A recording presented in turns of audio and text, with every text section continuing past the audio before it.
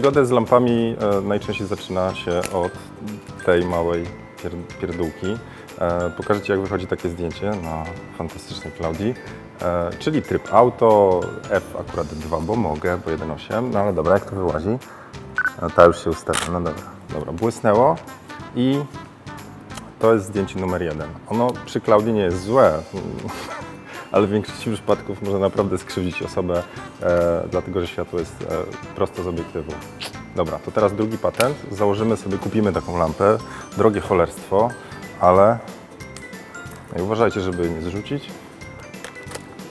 Dobra, to jest lampa, która kosztuje, no już nie wiem, dużo. Więcej niż studyjny.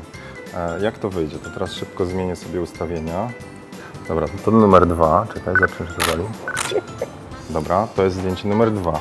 On już jest fajniejsze, dlatego że ta lampa jest wyżej i jest troszeczkę większa, czyli źródło światła.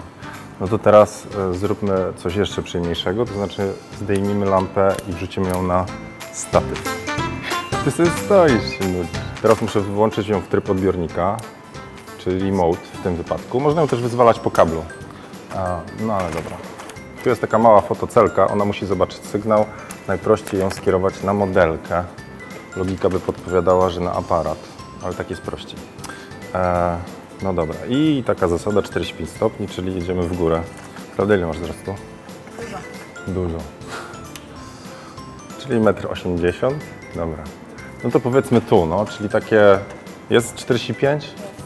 Tak, słuchajcie, modelki. Nawet czasami możecie stanąć na miejscu modelki i to jest bardzo fajny patent. Jest git? Dobra. A ty nie masz mikrofonu, ciebie nie będzie słychać. Zawłaszczę całą dyskusję. Teraz muszę przestawić ten aparat, teraz zrobię taki fajny patent. Ta lampa nie błyśnie światłem, ona tylko dogada się z tą, żeby ta błysła. Czyli muszę ją przełączyć w tryb, uwaga, idę, w tryb sterownika i teraz jej powiem, wbudowana lampa ma nie działać. A lampa w grupie A i B możemy włączyć ją na TTL, czyli zgadnij, jakie światło masz walnąć. Tą lampę ustawiłem, nie pamiętam, zobaczymy, czy to po prostu wali, czy nie. Zobaczymy. Kanał drugi. No dobra, zobaczę, czy strzela, czyli teścik. Efekt nie wyszedł. TTL czasami robi głupoty. Jestem w trybie A, tamta nie błysnęła. To teraz konfiguruję to tak, zmieniam tryb na M, żeby już panować nad całością warunków. Ta lampa wyzwoli tą, no i zobaczymy, co wyjdzie. Czyli lampa jest już wyniesiona, już nie jest na osi aparatu. Czyli troszeczkę bardziej jak słuchajcie. Klaudia znowu tak, luka. No i mamy już coś się dzieje z tym cieniem. To nie jest nadal korzystne światło, także drugi raz na sesję nie przyjdzie. A teraz zrobimy miękkie światło. To jest ostre światło, ono powoduje ostry cień. Generalnie rzadko oznacza się te zdjęcia jako przyjemne. To teraz jeszcze muszę wykonać operację deszcz, czyli rozłożyć parasolkę. Dobra, no to teraz cyk. Widziałeś to? Dobra, czekaj, żebym Ci w twarz nie wjechał. Trzeba było jeszcze wcelować w dziurkę, to podobno większość facetów sobie radzi. Dobra. I teraz znowu 45 stopni, czyli ja teraz podsadzę to trochę wyżej, bo ta parasolka jest w stosunku do Claudii trochę za nisko. No to sru. Do góry. O, może tak.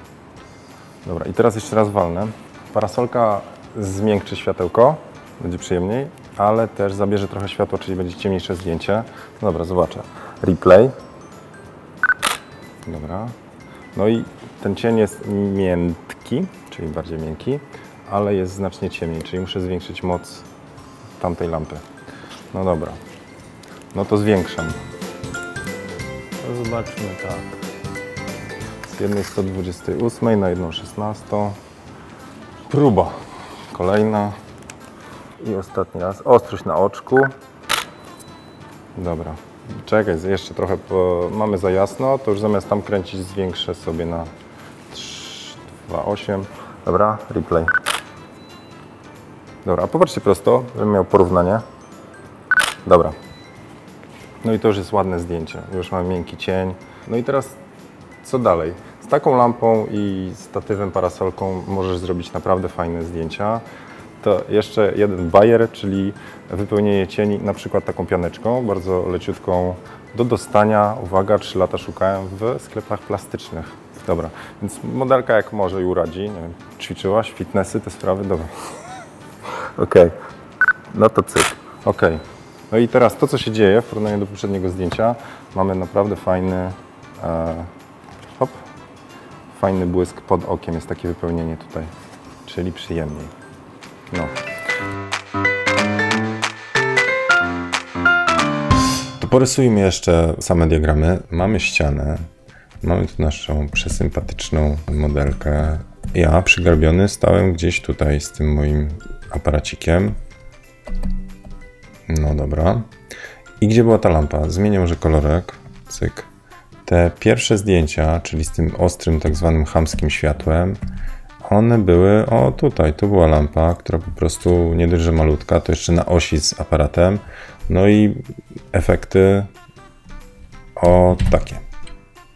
Nic specjalnego. Gdy tą lampę przełożyłem na statyw, czyli tą systemówkę, no i powiedzmy, że narysujemy ją sobie tu, to był ten statyw, to dostaliśmy, już to jest to 45 stopni, powiedzmy, umowne, dostajemy wtedy efekty tego typu.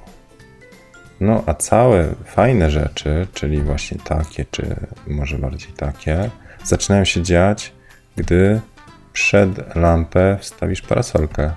Wtedy to, co oświetla modelkę, to cała ta powierzchnia, czyli tutaj zewsząd idzie to światełko na modelkę. A jeszcze jak damy jej do trzymania pianeczkę czy blendę, no to zaczynamy wypełniać cienie. No i cały schemat. Cała zabawa polega na tym, żeby lampę przenieść obok na statyw i zwiększyć źródło światła, czyli powiększyć, wsadzając na przykład transparentną parasolkę.